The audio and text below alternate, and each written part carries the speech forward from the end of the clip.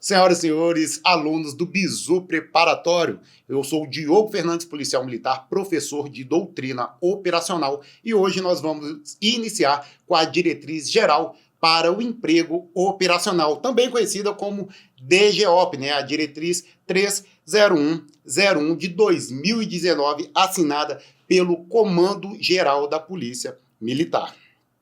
Senhoras e senhores, todo o emprego operacional da polícia, ele vem resguardado, fundamentado pela Constituição do Estado em seu artigo 142, que vai versar sobre a hierarquia e a disciplina de militares, ok? Vai falar que a polícia militar, ela é responsável pela polícia ostensiva de prevenção criminal, de segurança de trânsito urbano e rodoviário, de florestas e mananciais, preservação e restauração da ordem pública, além da garantia do exercício do poder de polícia de outros órgãos. Em outras palavras, ela vem desdobrar a missão constitucional da Constituição da República Federativa do Brasil, qual seja a polícia ostensiva de prevenção criminal e preservação e restauração da ordem. Por isso, senhoras e senhores, a DGOP, o emprego operacional, vai ser norteado por 3 fatores, por 3 requisitos, quais sejam qualidade, cientificidade e produtividade. Ó, já grava uma mnemônica, Quaci-Pro, assinatura professor Diogo Fernandes. Ninguém tem essa mnemônica, só você do Bizu Preparatório. A qualidade é o atendimento das necessidades e expectativas do cidadão. Cientificidade, o emprego operacional vai ter que ser resguardado por análise criminal, por inteligência de segurança pública. E produtividade é a gestão por resultados, a gestão do emprego operacional por resultados, beleza? Sendo assim, nós temos que a DGOP, juntamente com a Diretriz de Direitos Humanos, juntamente com a Diretriz de Polícia Comunitária, elas são normativas genéricas e principiológica. Todos os normativos que vier abaixo na ordem da taxonomia das normas, principalmente os normativos operacionais, não pode contrapor o que versa a diretriz de polícia comunitária, o que versa a diretriz de direitos humanos e o que versa a diretriz geral para o emprego operacional, beleza? Portanto, ela objetiva sustentar e modernizar as práticas operacionais, ela vai ser referência para o alinhamento das ações operacionais em todos os níveis de comando e deve ser atualizada juntamente ali com os propósitos da instituição, aonde a gente vê esses propósitos, lá no plano estratégico. Além disso, ela tem que estar alinhada ao portfólio de serviços. Hoje é chamado, né, a resolução de portfólio de serviços, mas amanhã pode ser chamado de carta de serviços, aliás, pode ser chamado de carta de serviço, beleza? Mas vai ser ali o portfólio dos serviços operacionais da polícia, tem que estar alinhado junto à DGOP, ok? Passamos agora para alguns conceitos e definições que a nossa prova cobra muito, ok? A gente sempre fala muito de técnica e tática policial, às vezes utilizado em contextos errados. Técnica policial vão ser os métodos e procedimentos para executar de forma eficiente as atividades do policial militar, as atividades da polícia militar, atividades que são ações e operações ali para se conseguir um objetivo. Então, na técnica, eu vou juntar todos os recursos, todos os métodos e procedimentos para atingir um objetivo. Já a tática é o emprego da tropa de forma eficiente na utilização dos recursos técnicos. Ou seja, na tática, eu vou aproveitar todo um ambiente favorável, um ambiente mesmo, um cenário favorável, utilizando os recursos da técnica, utilizando esses métodos e procedimentos para a consecução de um objetivo, ok? Outro conceito aí que a DGOP vem trazendo para a gente. O decreto 667 667 de 69, colocava como missão da polícia o policiamento ostensivo. A Constituição da República de 88 amplia esse conceito, né? Ele traz polícia ostensiva. Por quê? O que é o policiamento ostensivo? É uma ação do policial militar devidamente identificado, seja pela sua farda, pelo seu armamento, equipamento, pela sua viatura, beleza? Então, o policiamento ostensivo, ele é o emprego do policial militar identificado ali para a manutenção da ordem pública, ok? Ação policial militar e operação policial militar são outros conceitos que a gente costuma ali empregar num contexto errado. Porque a ação policial militar é só atitude, é só o comportamento do policial militar ante um estímulo. Ele viu um fato, um evento e vai agir. Óbvio, guarda-guarida na utilização de técnicas e táticas, beleza? Mas apareceu na frente dele e ele agiu. Já a operação vai ser um conjunto de ações, utilização de recursos devidamente planejado, previamente planejado e específico para um evento. Consegue ver? Enquanto na operação eu tenho um planejamento, eu estou vendo antes do que eu vou fazer, na ação é a atitude provocada por um estímulo, ok? Passando aqui, prevenção criminal e repressão qualificada, a gente vai ver muito durante aqui a DGOP falando de prevenção criminal e repressão qualificada. Prevenção criminal, só guardar assim, medidas antecipatórias para impedir ou contribuir para a redução da criminalidade. Ponto final. Ponto final. Vou antecipar algumas medidas para contribuir ou para impedir o avanço criminal ou então o aumento da insegurança, ok? Já a repressão qualificada, ela é uma reação. A repressão qualificada é uma reação perante a atividade criminosa ou violenta ou de forças adversas, instalada numa localidade, num território, beleza? Tranquilo? Então passamos para a próxima. Análise criminal e inteligência de segurança pública, assuntos em voga desde 2019 e que a instituição vem trabalhando cada vez mais. A análise criminal vai identificar e estabelecer fatores que vão envolver a criminalidade e ainda identificar características, identificar variáveis que estão junto com esses fatores, seja num método quantitativo, seja num método qualitativo. Em outras palavras, ela vai buscar em bancos de dados uma análise gerencial para um emprego operacional. Eu vou saber a quantidade de crime, onde está acontecendo o crime, como está acontecendo o crime, buscando padrões nessa análise, ok? Nessas ocorrências. Já a inteligência de segurança pública, ela visa a produção e salvaguarda de conhecimento, beleza? São ações especializadas que vão identificar, avaliar e acompanhar ameaças reais e potenciais, buscando conhecimento, transformando esse conhecimento em informação, em inteligência para subsidiar os tomadores de decisão, ok? Guarnição de rádio patrulhamento e guarnição policial militar. São outros dois termos que a gente sempre usou errado.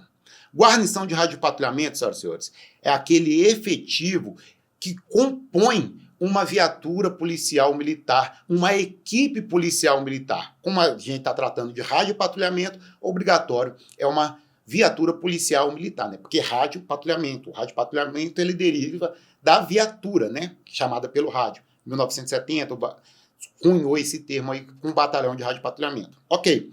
Então, a guarnição de rádio patrulhamento é todo aquele efetivo que guarnece, que compõe uma viatura policial militar ou operacional responsável pelo policiamento ostensivo. Já uma guarnição policial militar, que a gente se refere, né, aí nas ruas como sendo efetivo, o efetivo, não. A guarnição policial militar são unidades, tanto operacionais quanto administrativas, que podem estar na mesma sede, no mesmo município ou regiões conurbadas, não importa. Não importa se ela pertence ou não a uma unidade de direção intermediária. Fato é que essas unidades estão ali na mesma sede ou no mesmo município, beleza? Ó, PS, coloca um adendo aí aos seus estudos. Frações destacadas, eu explico daqui a pouco. Frações destacadas são guarnições do município onde elas têm sede. Frações destacadas são guarnições policiais militares no município onde elas têm sede. Por falar em sede, o que é sede? O que é sede administrativa? O que é uma fração? Uma fração desconcentrada, uma fração descentralizada. Vamos lá, uma fração destacada. Vamos lá. Sede, senhoras e senhores. Sede é aquele local onde tem uma unidade ou uma fração PM e que o policial militar é lotado. Então, um local, uma delimitação geográfica, que eu tenho uma estrutura policial militar, uma estrutura física policial militar, seja ela unidade ou subunidade, fração, e onde o policial militar está lotado, é a sede desse policial militar. Beleza? A sede administrativa é o quartel. Se eu tenho o quartel, com todo o seu bloco de competências ali disposto, bloco de competências P1, P2, P3, P4, P5, para quem é das antigas, né? Para quem está novo aí, é a seção administrativa, a seção de frota, a seção de emprego operacional, ok?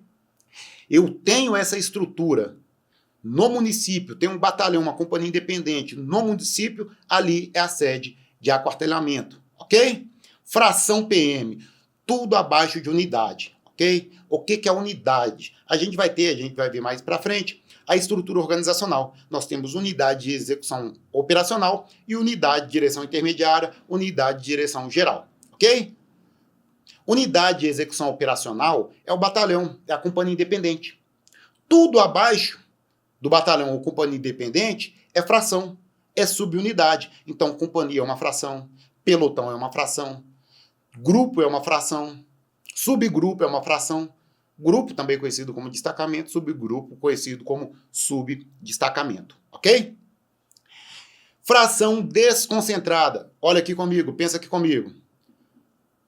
Eu tenho uma sede de aquartelamento dentro de uma sede, dentro de um município. E dentro dessa sede, eu tenho uma outra fração. Essa fração é concentrada na sede de aquartelamento. Se ela estiver fora da sede de aquartelamento, ela é desconcentrada. Em outras palavras, fração desconcentrada é uma companhia, um pelotão, um grupo, subgrupo que não está dentro do batalhão da sede do aquartelamento. Por exemplo, a maioria das companhias tático-móveis são concentradas e estão no mesmo local do batalhão, na sede de aquartelamento do batalhão. As demais companhias, elas são descentralizadas, então elas estão desconcentradas. Beleza? E a fração destacada? A fração destacada, ela está fora do batalhão e fora do município sede do batalhão. O batalhão está numa cidade, a companhia está em outra. É uma fração destacada. Ok? E assim segue relação. O pelotão destacado, ele está fora da sede da companhia. O grupo destacado, ele está fora da sede do pelotão. Tranquilo?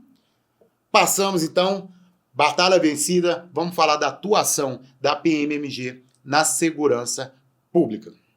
Senhoras e senhores, o artigo 144 da Constituição Federal vem trazendo a missão constitucional da Polícia Militar, né? No artigo 144, ele vem falando lá que a segurança pública é dever do Estado e direito e responsabilidade de todos. E lá no parágrafo 5º, ele fala que cabe às polícias militares a polícia, a atenção, polícia ostensiva e a preservação da ordem pública. A ordem pública aqui, conceituada como aquele conjunto de regras formais, regras formais que têm por escopo, têm por objetivo garantir a convivência harmônica da população, beleza? Então, a missão da polícia, das polícias militares do Brasil, é a polícia ostensiva e a preservação da ordem pública, ok?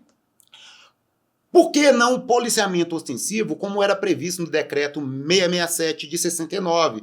Porque, senhoras e senhores, polícia ostensiva, ela é somente uma fase do poder-dever de polícia, do ciclo do poder-dever de polícia. Então, a Constituição de 88 vem ampliar o conceito de policiamento ostensivo, que agora passa a ser polícia ostensiva. O policiamento ostensivo ele está ligado à fase de fiscalização do poder-dever de polícia. Lembra lá que o poder-dever de polícia é ordem, consentimento, fiscalização e sanção? Agora, o policiamento ostensivo estava ligado somente à fiscalização. Continua sendo missão da Polícia Militar, sim, só que a missão constitucional ela ampliou o conceito para polícia ostensiva, porque a polícia ostensiva agora leva a integralidade desse ciclo do poder-dever de polícia, direcionando o foco para o bem-estar das pessoas, a garantia dos direitos fundamentais e o livre exercício da cidadania. Tudo isso norteando para a valorização da segurança cidadã e humana, ok? Nesse cenário, então, em 2017, a polícia adotou aí o plano de reestruturação da PMMG, seguindo algumas premissas. Primeira premissa é o fortalecimento do policiamento ostensivo e o combate à interiorização do crime, ok? Vamos fortalecer a instituição para que o crime não adentre ao território mineiro. Lembra lá do cinturão de segurança? O pessoal mais antigo vai lembrar, eu tenho certeza. Vão levar em consideração, então, as teorias do crime. Não tem como eu combater o crime sem saber o que antecede, né? A teoria precede a prática e a prática norteia a teoria. Então, tem que saber das nuances do crime, as causas, as consequências para realizar ações diretas e indiretas ali nessa ocorrência da criminalidade. Então, para o plano de reestruturação, levou em consideração, primeiro, o fortalecimento do policiamento ostensivo e combate à interiorização do crime. Em outra nuance, em outro norte, nós temos como foco a redução da criminalidade violenta e o aumento da sensação de segurança. Essa época aí houve um estudo da Universidade Federal aqui, foi uma época que nós tivemos maior redução criminal, olha para você ver que interessante, né? Maior redução criminal, nós conseguimos reduzir o crime, mas as pessoas na rua não se sentiam seguras. Ela não tinha a sensação de segurança, aquela sensação objetiva de segurança. Olha para você ver, inversamente proporcional. A gente reduz o crime, mas as pessoas ainda têm medo. Então tem o foco então na redução dessa insensação de segurança, ou seja, o aumento da sensação de segurança, levando em consideração as condicionantes individuais da sociedade, da população. Tranquilo? Passando aqui, a DGOP vai me trazer que o policial militar, isoladamente ou não, ele é revestido de autoridade. A autoridade dela, essa conferida a ele após a investidura do cargo. Então, senhoras e senhores, ao policial militar, quando ele está no exercício do seu dever, está fazendo um REDS, está fazendo uma busca pessoal, está fazendo uma prisão, uma detenção, uma algemação, ele está em pleno exercício da sua competência legal. Essa competência legal que me traz um senso de legalidade e um senso de legitimidade. Fica fácil aqui para a gente ver o senso de legalidade associada ali ao arcabouço jurídico, às determinações legais, ao senso comum para a ordem pública, beleza? Já o senso de legalidade, ele vai estar associado às aspirações, às necessidades da comunidade, da sociedade. Então, além de se pautar pela legalidade, pelo estrito cumprimento do dever legal, ele ainda tem que se pautar nas aspirações, no que a comunidade, no que a sociedade que é o que é aceito, né? Os princípios éticos dessa sociedade, ok? Esse senso de legalidade, então, vai orientar a conduta de todos os policiais militares, que tem que garantir os direitos das pessoas, independente se essa pessoa, esse cidadão, cometeu um delito ou não, a garantia do direito das pessoas, ok? Uso da força. Uso da força. A DGOP me traz um esquema meio diferente do que vocês vão ver no Manual Técnico Profissional 1, ok? Ela vai me trazer um conceito aqui de uso da força aqui na atividade policial e vai diferenciar o uso da força e o uso da violência. O uso da violência é arbitrário, legal, ilegítimo e amador. O uso da força é profissional, legítimo, e ela me traz profissional dubiamente aí, né? Repete a palavra aí. Mas fato é, senhoras e senhores, o uso da força é sim o uso de técnicas policiais para a imobilização e condução de pessoas, e não pode se confundir com truculência, com violência. O policial militar investido do seu pleno exercício, poder, dever de polícia, ele é um profissional. Ele é um profissional. Todas as suas ações têm que estar pautadas na legalidade, na legitimidade. Ok? Metodologia de emprego operacional. Passamos agora para as teorias do crime. Lembra que eu falei que a teoria precede a prática? Então, essa metodologia de emprego operacional, senhoras e senhores, é buscar estudos sociológicos que vão explicar a existência e causas da violência, analisando esse fenômeno criminal em relação a uma dinâmica que vai relacionar o ambiente, os grupos sociais e o indivíduo, ok? Nós vamos ver que nós vamos ter aqui 3 teorias principais, e as três teorias sempre vão estar em volta ali da motivação do autor, dos hábitos e rotinas da vítima, além do ambiente. Todas elas vão estar em volta desses 3 fatores. Eu tenho como a primeira teoria aqui as atividades rotineiras, a teoria das atividades rotineiras, beleza? Ela vai linkar, ela vai juntar a decisão racional do indivíduo, a oportunidade que ele tem, o contexto situacional do autor. Junta a isso fatores de tempo e espaço, a falha no controle formal e informal. O que isso quer dizer? A decisão racional, o cara tem que querer cometer o delito. Ele tem a oportunidade de cometer o delito. E o contexto onde ele se insere, o ambiente onde ele se insere é propício para cometer o delito. Mas ele tem que convergir, ele tem que cometer aquele delito naquele tempo e naquele espaço. E por que ele vai cometer o delito? Por falhas do controle formal do poder público e do controle informal, princípios, berço. Tranquilo? Então, nas atividades rotineiras, 3 fatores convergentes, 3 fatores: ofensor motivado, alvo disponível e ausência de vigilância. Ofensor motivado, alvo disponível e ausência de vigilância. Se convergir, se juntar esses 3 fatores, provavelmente acontecerá um crime. E como então nós vamos ter algumas ações preventivas? Uai, é só agir num desses 3 elementos. Agindo num desses 3 elementos, provavelmente não acontece o crime. Se o alvo não estiver disponível, o infrator não tem o que roubar.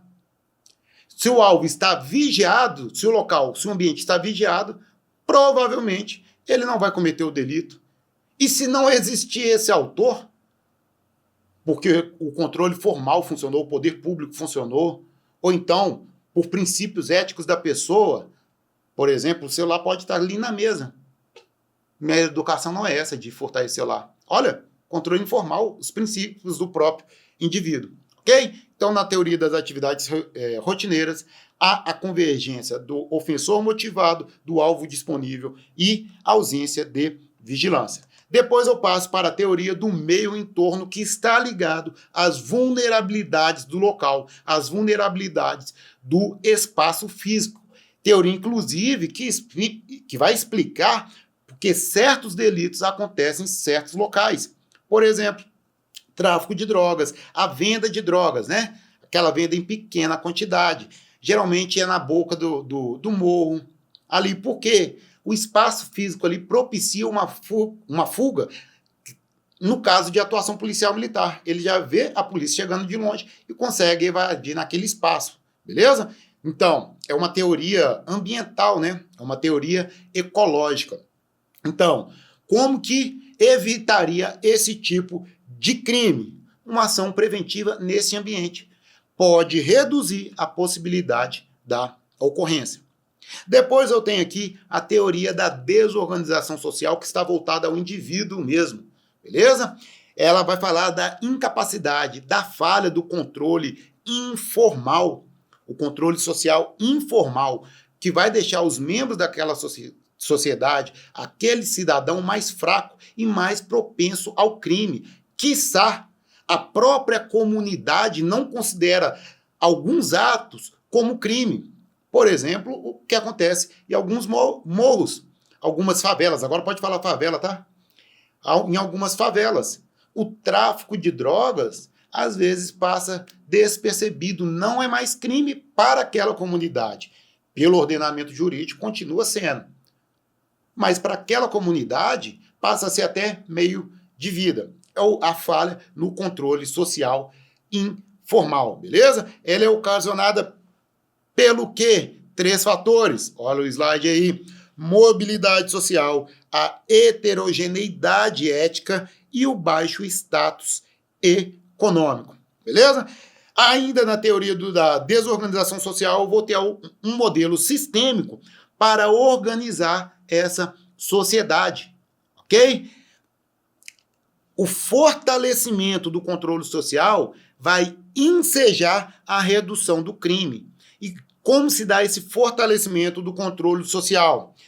Primeiro grupo aí, um grupo privado, o segundo grupo paroquial e o terceiro grupo, o grupo público. No privado aqui nós temos um grupo primário, onde a família, os amigos mesmo, interferem ali na educação do autor. No segundo, paroquial, é aqueles membros da comunidade ali com menor vinculação, ou então que esteja associado à igreja, a associações, a eventos comunitários mesmo, né? E o público, que é o poder público mesmo, são os órgãos públicos ali, ou então provocações da própria comunidade. Se eu permeio o fortalecimento do controle social por esses 3 grupos, o berço, né, privado, o berço, a educação que vem de casa, o paroquial, que está inserido ali na comunidade, e o poder público agindo proativamente com as forças de segurança, eu fortaleço esse controle social e o que enseja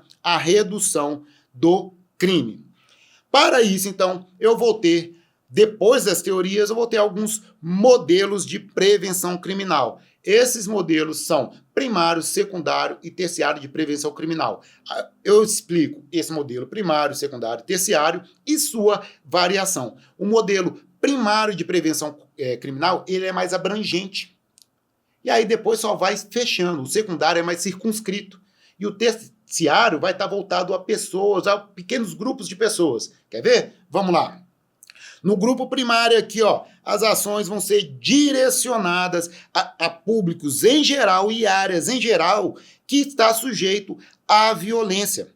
No secundário, já é destinado à população e uma região crítica, zona de área de risco. Pode ver que vai fechando o cerco, é mais circunscrita. E a terciária é baseada em episódios, naquela população ali que está mais propícia a ser vítima, a ser autor de crime. A variação da prevenção primária está focada nas condições do indivíduo, na exposição dele, que vai favorecer a uma ocorrência. Já a prevenção secundária já é voltada a grupos, a indivíduos que estão vulneráveis, vai fechando o cerco, vai ficando mais circunscrito. E na terciária aqui é nos autores contumazes, naqueles autores reincidentes.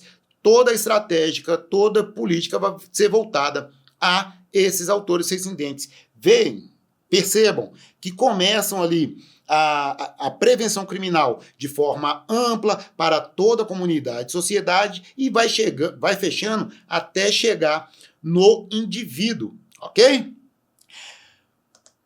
Uma evolução desse modelo de prevenção criminal aí, numa análise mais atual, vai ser dividido em 4. Prevenção à evolução criminal, prevenção comunitária, prevenção situacional e prevenção criminal. Começando aqui pela prevenção à evolução criminal. Percebam, ela vai ter foco em alguns fatores de risco para o indivíduo se tornar vítima ou autor de crime. Fatores ali envolto a comunidade, a exposição do cidadão à comunidade que favoreça ele a ser autor ou vítima de crime. Na prevenção comunitária, comunitária já está ali em volta das condições sociais, na degradação do ambiente. Pirâmide de Maslow, né? Se você cuida ali do ambiente onde a pessoa está inserida, por exemplo, escolas, tal, você cuida daquele ambiente degradado, você previne as pessoas a não cometer crime. Na prevenção situacional, já vai agir diretamente na decisão do indivíduo cometer o delito. A gente tem ouvido muito falar do custo do crime, né? Então a gente tem que aumentar o custo desse crime, fazer esse crime ficar caro para o infrator, né? Agindo na decisão racional de cometer o crime. Olha, não vou fazer isso porque eu vou ficar preso. E depois nós temos a prevenção criminal, que está ligado mesmo a estratégias de políticas públicas voltado para o não cometimento do delito, né? É a atuação do poder público, ok?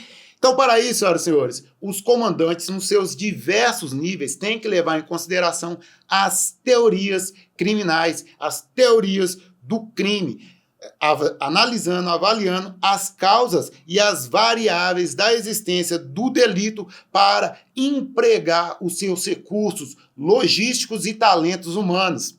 Pegou? Atualmente não se fala mais de recursos humanos, né? A pessoa não é um recurso. A gente aproveita o talento das pessoas. Então, talentos humanos e recursos logísticos, beleza?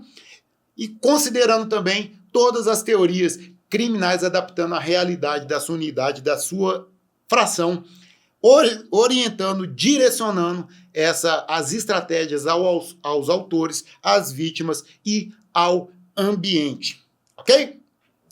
Então, pegando as teorias criminais, eu começo a trabalhar o planejamento operacional. O planejamento operacional vai ter que ser empreendido por um triângulo, dentre 3 fatores: diagnóstico, estratégia e objetivo. Diagnóstico, estratégia e objetivo. O planejamento operacional, ele tem que ser feito direito, destro.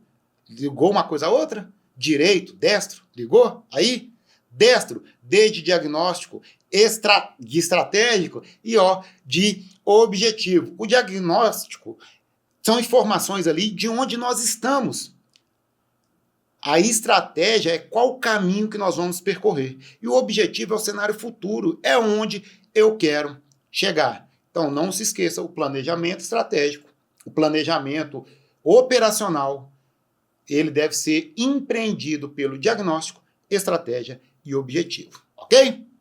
Senhoras e senhores alunos do Bizu Preparatório, vamos dar nossa pausa aqui.